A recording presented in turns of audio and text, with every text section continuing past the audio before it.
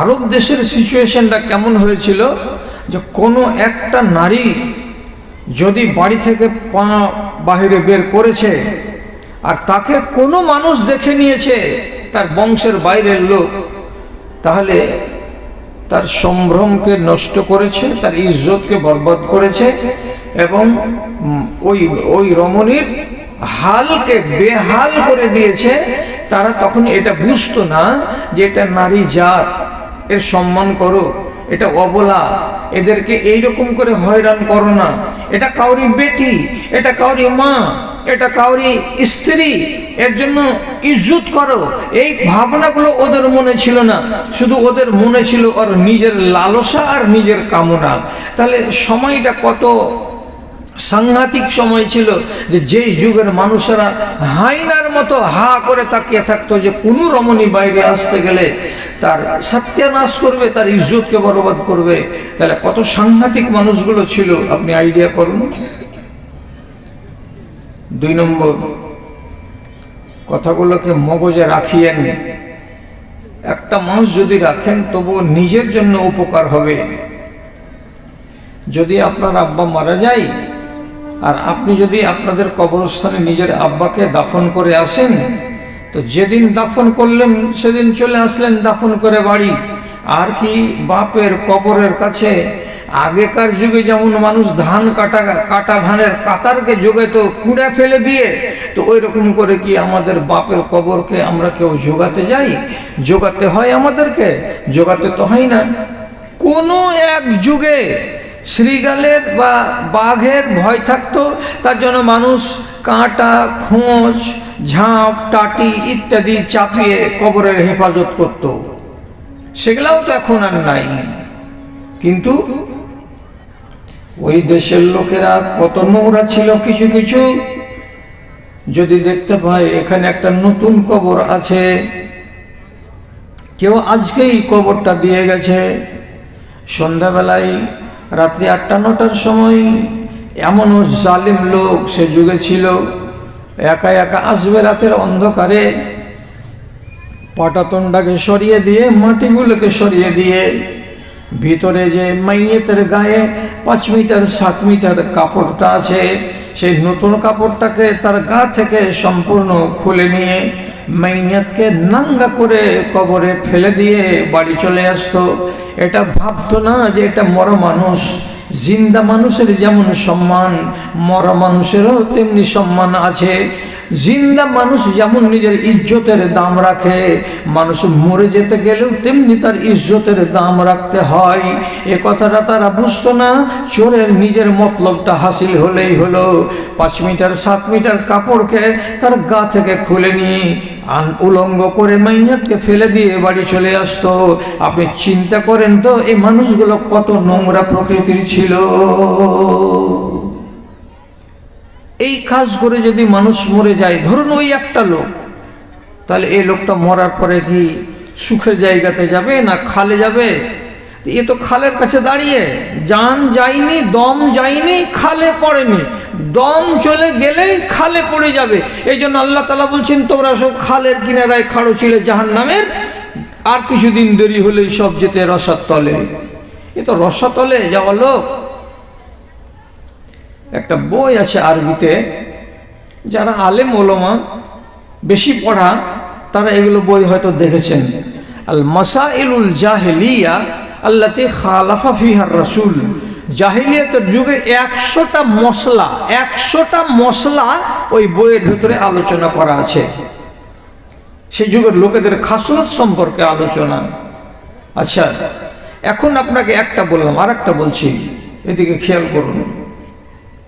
হযরত মুগীরা বিন শুবা বলে একজন সাহাবী, তিনি ঈমান যেদিন আনছেন তার 10 দিন আগে 13টা মানুষকে মার্ডার করে তার ধন, তার মাল, তার উট, তার সামান সবটি নিয়ে বাড়ি চলে এসেছে। তারপরে ইসলাম কবুল করছে।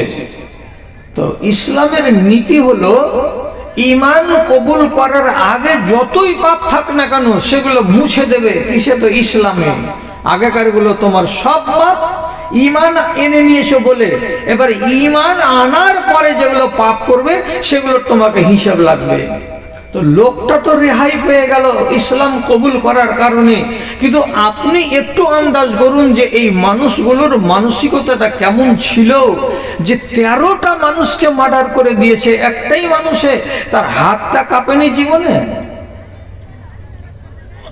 তাহলে এই মানুষটা যদি ঈমান কবুল না করত, তাহলে যেদিন তার নিঃশ্বাসটা বন্ধ হতো সেদিন এসে জাহান্নামের আগুনে পড়ে যেত। এই চরিত্রের ভিতরে সঙ্গে যারা যারা জড়িয়ে ছিল তারা সব জাহান্নামের লোক নেই। তাহলে আর একটা সেই দেশের মানুষ শতকরা 90 জন লোক ছিল মদখোর। মদ ছাড়া এরা বাঁচত না। আবু বকর সিদ্দিকের মতো লোক এবং হযরত উসমান গনির মতো লোক, দুটো লোকের নাম পাওয়া যাচ্ছে ইতিহাসে সাক্ষী যে এরা জাহেলিয়াতের যুগেও মদ পান করেনি এবং ইসলাম কবুল করার পরেও এরা মদ পান করেনি। আর বাকি যত মানুষ আছে সব মদখোর মদখোর মদখোর, সবাই মদ পান করত। আপনি বলুন, যারা মদ পান করে বিভ্রান্ত হয়, যারা মদ পান করে উল্টা পাল্টা কথা বলে, কাজগুলোকে অনিয়ম করে, তো তাহলে এইরকম কুলাঙ্গারি করা মানুষটা যতক্ষণ শ্বাস চলছে ততক্ষণ বাইরে আছে, শ্বাস বন্ধ হলে তো এই লোকটা জাহান্নামী। আপনি কি বুঝতে পারেন না এই জিনিসে কত নোংরা কাজ করায়? হযরত আলী রাদিয়াল্লাহু তাআলা আনহু বলছেন যে আমার বিবাহ হয়েছে ফাতেমার সাথে, নবীজির বেটির সাথে। তো এখন আমি আমার বিবিকে বিদায় করে আনিনি শ্বশুরের বাড়ি থেকে, আমার শ্বশুরের বাড়িতেই আছে। তো আমি একটা উট পেয়েছিলাম ভাগে বদর যুদ্ধের পর, আর একটা আমার নিজের উট ছিল। এই দুটো উটকে আমি বেঁধে রেখেছি একজন আনসারীর বাড়ির বাহিরের দিকে, ওখানে একটু ছায়া ছিল। আর মনে মনে বলছি কি যে এই উটকে নিয়ে গিয়ে কিছু ব্যবসা বাণিজ্য করে টাকা পয়সা লাভ করব, আর করার পরে নবীজির বেটিকে বিদায় করে নিয়ে আসবো, এসে আমি আমার ঘর সংসারকে সাজাবো। আমি নিজের মনের সুখে আছি। বেলা 2টা-2:30টার সময় একদিন যাচ্ছি যে আমার উটগুলোকে একটু পানি দিয়ে আসি। তো যদি দেখছি তো আল্লাহ, বাকারাত খাওয়াসেরা হুমা, আমার দুটা তাজা তাজা উঁচা উঁচা লম্বা লম্বা উটের সিনার না নিচু অংশটাকে পুরো চিরে দেওয়া আছে, এবং ওর ভেতর থেকে কলেজাকে মোচাকে কে বের করে নিয়েছে, আর দুটা উঁটো মুড়ে ওই জায়গায় পড়ে আছে। আমার দেখে চোখ দিয়ে পানি চলে এলো। হায়, আমার স্বপ্ন সব বিফল হয়ে গেল। আমার উঁট দুটাকে কে কেটে দিয়েছে। আমি সাথে সাথে ফিরে এলাম। আমি নবীজিকে এসে বললাম, আল্লাহ পাকের রাসূল, আমার স্বপ্ন সব চুরমার হয়ে গেল। কি হয়েছে? বলে আমার উঁট দুটো যে আমি পিছন দিকে আনসারের বাড়ির বেঁধে রেখেছিলাম, কে যে তাদের পেটকে কেটে দিয়েছে, কোখাকে কেটে দিয়েছে, আর দেওয়ার পরে তার ভিতর থেকে তার কলেজা ফুলকাকে বের করে নিয়েছে। রাসূলুল্লাহ জামাইয়ের মুখ থেকে এমন কথা শুনতে পেয়ে তিনিও সাথে সাথে ব্যথিত মন নিয়ে এগিয়ে এলেন। আর আসার পরে যদি দেখছেন তো সত্যি কথা, উট দুটো বেহাল অবস্থায় পড়ে আছে। মনে মনে বলছেন, এই ঘরের ভিতরে হয় আনন্দের অনুষ্ঠান হয়, তো চলো তো এ ঘরের ভেতরে কি কোনো লোক আছে যারা অনুষ্ঠান করছে? এক পা দু পা করে যদি এগিয়ে যাচ্ছেন তো দেখা যাচ্ছে ঘরের ভেতরে দুটো বেটি ছেলে নাচ করছে। আর এক জায়গাতে রাসূলুল্লাহর চাচা হামজা একটা বালিশে হিলান দিয়ে কাত হয়ে ওই গানগুলো শুনছে, নাচগুলো দেখছে। রাসূলুল্লাহ যখন ওই জায়গাতে গেলেন তো হামজা এতটাই পান করে আছে শরাব যে তার মগজ ঠিক নেই। রাসূলের দিকে দেখে এমনি করে বলছেন, মা আনতুম ইল্লা আবিদুন লিআবাই, কে তোমরা? আমার বাপের চাকর, এখানে এসেছো। খেয়াল করেন কথার দিকে। রাসূলুল্লাহকে বলছেন হযরতে হামজা, মা আনতুম ইল্লা আবিদুন লিআবাই, কে তোমরা আমার বাপের চাকর, এখানে কি জন্য এসেছো? এর মানেটা কি? আমাকে, তার মানে নবীজিকে আমার বাপের চাকর বলছে। তার মানে রাসূলুল্লাহর ইজ্জতটাকে ছোট করে পেশ করছে যে তোমরা আমার বাপের চাকর। রাসূলুল্লাহ বুঝতে পারলেন এই মানুষটার মগজ ঠিক হয়ে নাই। কেন ঠিক হয়ে নাই? কথার আলোচনায় জানতে পারা গেল ওই মহিলা দুটা গান করতে করতে, নাচ করতে করতে বলেছিল, তুমি বীরের বেটা বীর, তুমি বাহাদুরের বেটা বাহাদুর, তোমার বাহাদুরি আমরা তখনই বিশ্বাস করব যদি এক্ষুনি বাড়ির পিছন দিকে দুটো উট খাড়ো করা আছে, উট দুটোকে জমিনে ফেলে দিয়ে তার বুককে ছেড়ে দিয়ে কলেজাকে বের করে আনতে পারো, তাহলে জানবো যে সত্যি তুমি বাহাদুর এবং তুমি বাহাদুরের বেটা বাহাদুর। নেশাগ্রস্ত লোককে যে যেটাই বলবে সে তার কথাই শুনবে।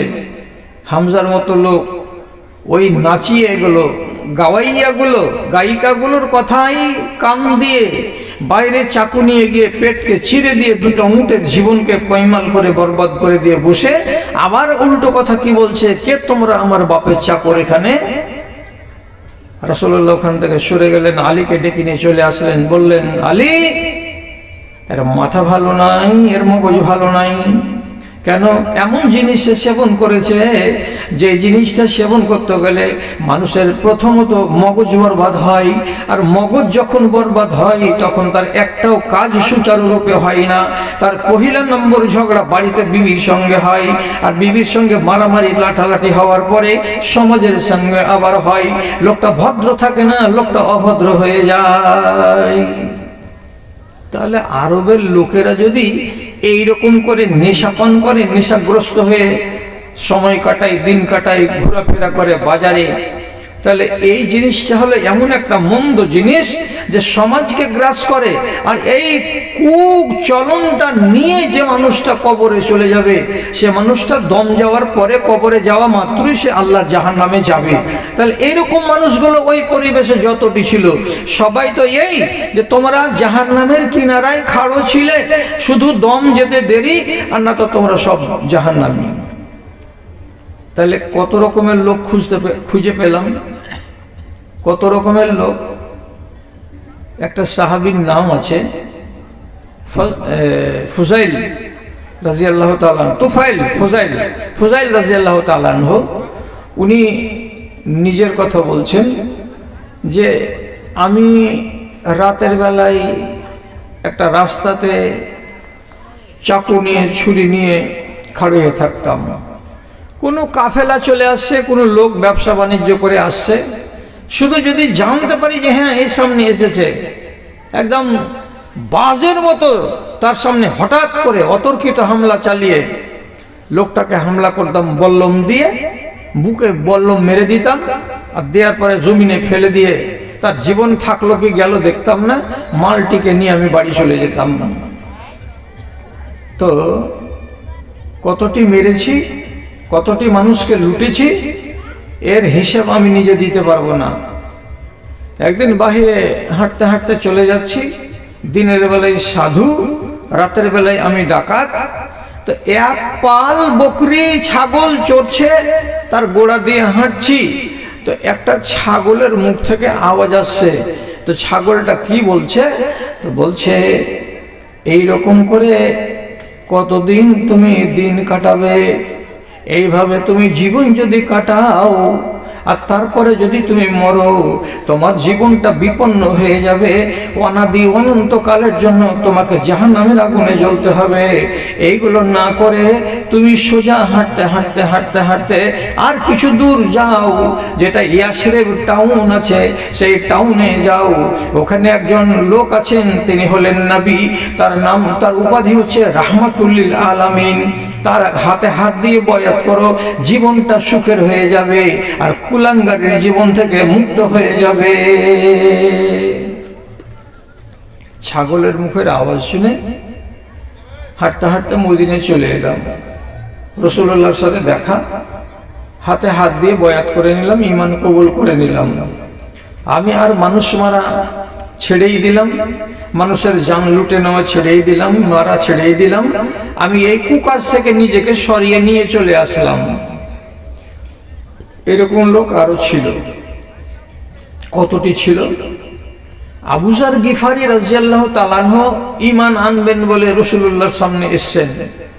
রাসূল জিজ্ঞেস করে বলছেন, বাড়ি কোথায়? তো বলছে, আমার বাড়ি হচ্ছে গিফার বংশে। গেফার বংশটার নাম গেফার।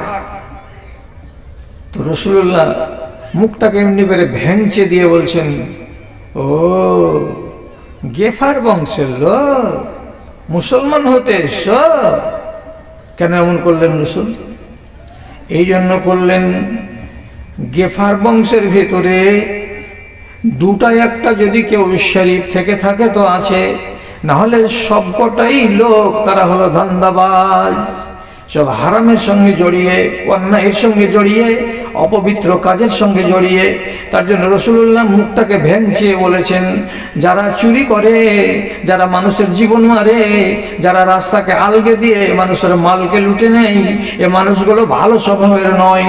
ওই গ্রামের লোক তুমি ঈমান আনার জন্য এসেছো। আস্তে আস্তে আস্তে আস্তে গ্রামটা ঠিক হয়ে গেল। হাদিসে আছে, লম্বা চওড়া কথা, আমি যাচ্ছি না ওইদিকে। ঠিক হয়ে গেল গ্রামটা। আচ্ছা, আর একটা কথা বলে দিই, দেওয়ার পরে কাজের কথাটা আপনার সামনে তুলে ধরি। সেটা কি? বুখারী শরীফের 2য় খণ্ডে জাহিলিয়াতের যুগের বিবাহ সম্বন্ধে কথা লেখা আছে। বিবাহ কেমন? একটা বলছি আমি, 4টার ভেতরে একটা বলছি আমি। কিংবা দুঃখে প্রভু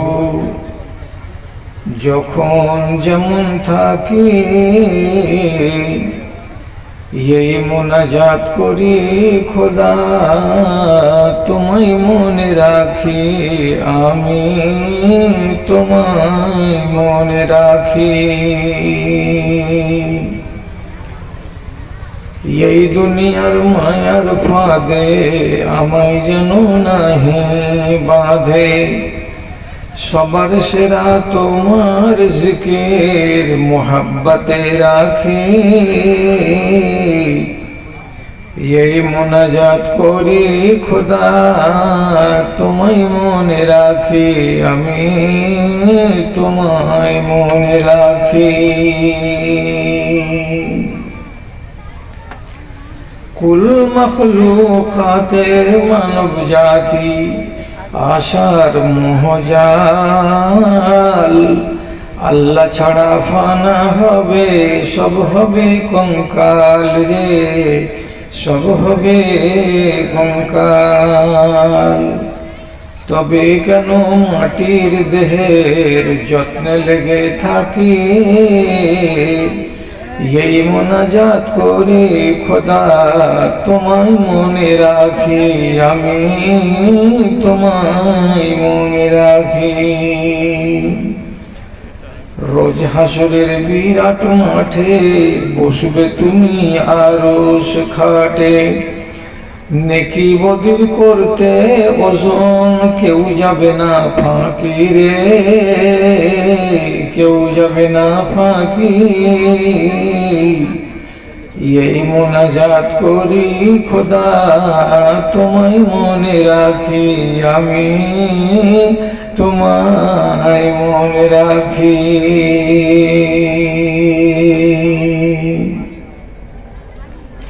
মাননীয় সভাপতি, সমবেত এই গ্রামের এই প্রান্ত ও প্রান্ত থেকে জুটে পুটে আসা দিন দরদি আমার ভাই এবং বন্ধুগণ, তথা মজলিসের এক পাশে মহিলা মহলে স্ক্রিনের সামনে বসে থাকা আমার স্নেহের মাতা ও ভগ্নীগণ, আল্লাহ তাআলার অশেষ অশেষ শুকরিয়া আদায় করছি যে আমি এইখান থেকে বড্ড জোর 35 কিলোমিটার দূরে বাস করি। আমরা কাছাকাছি মানুষ হতে গেলেও আপনাদের গ্রামের নামটা হাজারবার শুনেছি ঠিক, কিন্তু স্বচক্ষে দেখিনি। ডান বাম এদিক সেদিক সবই ঘুরেছি, দেখেছি। আজ জীবনের শেষ বেলায় আল্লাহ রাব্বুল আলামিন গ্রামটাকেও দেখালেন। এবং আপনাদের সাথে আলাপ আলোচনা হলো, মত বিনিময় হলো। এখন একটু কিছু কথা আপনাদের সামনে রাখছি। আমার মনটা যেন এরকম বলছে যে আপনাদের মনের অবস্থাটা ভালো নেই। তা না হলে এই জামানায় গরু জবে করে মানুষকে খাইয়ে জালসা ডাকা, তাতে এত কম লোক হবে, এটা কথা ভাবতে খুব কষ্ট হচ্ছে। আরো কষ্ট হচ্ছে যখন শুনছি যে এই জায়গাতেই এর আগে একটা জালসা হয়েছিল। তো এত বড় বক্তাকে নিয়ে এসেছিলেন যে ওই একটা বক্তার খরচা দিয়ে আমাদের দেশওয়ালিগুলো 10টা বক্তাকে বিদায় করা যায়। তো এতখানি যখন বুকের পাটা আপনাদের, আর এইখানেই যদি জালসা এত বড় হয়ে থাকে, তাহলে মাসখানিকের ডিফারেন্সে আজ যদি হয় একটু 19-20 হতে পারে। তাই বলে কি এত 19-20 হয়? হয়ে গেছে। কেন হয়েছে আল্লাহ তাআলা ভালো জানেন। এখন আমরা আমাদের কাজ করছি। আমার আগে 2-3জন বক্তা বক্তৃতা দিয়ে গেলেন। এখন আমি ঠিক সিদ্ধান্ত নিতে পারছি না যে কতটা সময়কে টার্গেট করে আমি আমার বক্তব্যটাকে আরম্ভ করব। কেন? মগজে প্রত্যেকটা বক্তার একটা কথা থাকে। আমাকে যদি 1.5 ঘন্টা চলতে হয়, তাহলে আমি ঠিক সেই ধরনের পয়েন্টগুলোকে আগে এবং পিছে সিরিয়াল সাজাবো। যদি আমাকে সমূলে আধা ঘন্টা থেকে 40-45 মিনিট বলতে হয়, তাহলে আমি আমার পয়েন্টগুলোকে ঠিক সেভাবে সাজাবো। তো সাজাতে হয় এই জন্য যে সময়টাকে ওইভাবে গত করতে হয়। যাই হোক, এখন আল্লাহ ভালো জানেন আপনারা কতক্ষণ সঙ্গ দেবেন না দেবেন। আমি আমার মতো করে কথা আরম্ভ করলাম। আল্লাহ রাব্বুল আলামিন নবীজি যেদিন দুনিয়াতে আসেননি এবং কোরআন মাজিদ যখন দুনিয়াতে নাজেল হয়নি, সেই সময়কার একটা নকশা আমাদের সামনে এনেছেন যে তখনকার সময়টা কেমন ছিল, যাতে করে আমরা একটা আঁচ পাই এবং নিজেদেরকে ওই সময়ের লোকগুলোর সঙ্গে টালি করে মিলিয়ে ভালোটাকে গছতে পারি আর মন্দটাকে আমরা ছাড়তে পারি। এইরকম একটা মানসিকতা তৈরি হয় আমাদের ভেতরে। তার জন্য রাসূলুল্লাহর ঈমান, ইসলাম, কোরআন আসার আগেকার সময়টার কথা আল্লাহ তাআলা কোরআন মাজিদে ইঙ্গিত করছেন। একটু ইঙ্গিত কেমন ছিল সেই সময়টা, তো রব্বুল আলামিন বলছেন, খেয়াল করেন কথার দিকে। যতক্ষণ আছেন ততক্ষণ খেয়াল করেন, থাকবেন না তো কোনো কথা নেই। আল্লাহ বলছেন, কুনতুম আলা শাফা হুফরাতিন মিনান নারি ফাআনকাযাকুম মিনহা। আমার চোখের সামনে যত লোক আছো মক্কার আশেপাশে ছোট ছোট শহরগুলোতে এবং মক্কা থেকে অনতি দূরে এই অন্যান্য জায়গায় সমস্ত মানুষগুলোর কথা বলছি। তোমরা সবাই জাহান্নামের কিনারাতে হাঁটতে হাঁটতে হাঁটতে হাঁটতে এসে পৌঁছে গেছিলে। আর যদি 10টা ধাপ আগিয়ে যেতে, আর যদি 5টা ধাপ তোমরা আগিয়ে যেতে, তাহলে ওই খালে দুম করে পড়ে যেতে। যেই খালে পড়ে যেতে গেলে মানুষের জীবন পয়মাল হয়ে যায়। জাহান্নামের আগুনের কিনারাতে তোমরা সব চলে এসেছিলে, সব। একটা মানুষকে বাদ দিচ্ছেন নবীজি, একটাকেও বাদ দিচ্ছেন না। সব তোমরা জাহান্নামের খালের কিনারাতে চলে এসেছিলে। কিন্তু ফাআনকাযাকুম মিনহা, আল্লাহ রাব্বুল আলামিন তোমাদের উপরে দয়া করলেন। কি দয়া করলেন? তোমাদেরকে হাতখানাকে ধরে নিয়ে খালের কাছ থেকে টেনে নিরাপদ জায়গাতে নিয়ে চলে যাবে। তার জন্য সাথে সাথে আমাকে পাঠালেন, তার মানে নবীকে পাঠালেন, এবং তার সাথে সাথে কোরআন মাজিদকে আমাদের সংবিধান হিসেবে পাঠালেন, তাতে কিছু কানুন লিখে দিলেন, তাতে কিছু নিয়ম লিখে দিলেন। দেওয়ার পরে বলা হলো, এই নবীর কথাকে যদি শোনো আর মানো, এই কোরআনের কথাকে যদি শোনো এবং মানো, তাহলে তোমরা জাহান্নামের আগুন থেকে বেঁচে যাবে। আর এই নবীকে যদি না মানো, কোরআনের কথাকে যদি তোমরা না শোনো, তাহলে যে খালের কাছে এসেছিলে সেই খালে তোমরা সবাই ঝাঁকে ঝাঁক পড়ে যাবে, আগুনে যাবে। আগুন থেকে তোমরাকে বাঁচাবার জন্য নবী দিলাম আর এই কিতাব দিলাম। তো এরা খালের কাছে কেমন করে চলে এলো?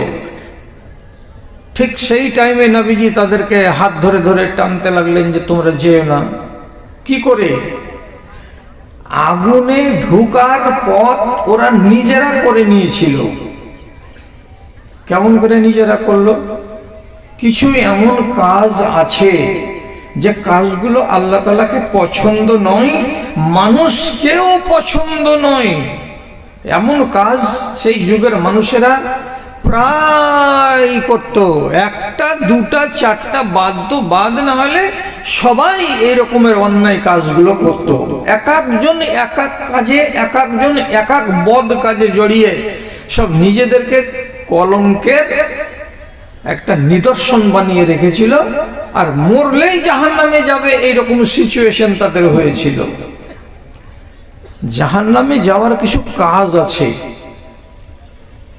আর ওই কাজের উপরে যদি মানুষ বহল দাঁড়িয়ে থাকে আর দিয়ে মরে তো গেল, খালে গেল। কি কি কাজ আছে এরকম যে ওই দেশের লোক করত? তো খেয়াল রাখেন, বুখারীতে হাদিস এসেছে যে 5টা লোকের নাম পাওয়া যাচ্ছে, যে 5টা লোক ওই বর্বরতার যুগেও এরা আগুনে পড়ে যাবে এরকম কাজ করেনি আর করত না। তাহলে হাজার হাজার হাজার মানুষের ভিতরে কয়টা মানুষ পেলাম? 5টা মানুষকে পেলাম যে যারা এই কুকাজগুলো করতো না। ওরা জাহান্নামের লোকরি হতো না মরে গেলেও, আর বাদ বাকি সব ওই হালাতে মরে গেলে এরা সব জাহান্নামের লোকরি হয়ে যেত। কি করতো এরা? যত মন্দ কাজ ওদের ভিতরে ছিল। আমি উদাহরণ দিই, আমাদের এই দেশের মা বোনেরা যদি নিজের বাড়ি থেকে দিন 10টাতে বেরোয় আর দিয়ে বলে যে আমি পশ্চিম টোলাতে যাব, আমার চাচার বাড়ি, এখানে 15টা বাড়ি দূরে চাচার বাড়ি আছে, তো একাই বেরিয়ে চাচার বাড়ি যাবে, চাচার বাড়ি ঘোরাফেরা করে খাওয়া দাওয়া করে আবার নিজের বাড়ি চলে আসবে।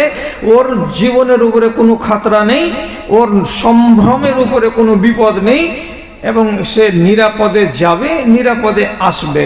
এখন বর্তমান অবস্থাটাই আছে। কিন্তু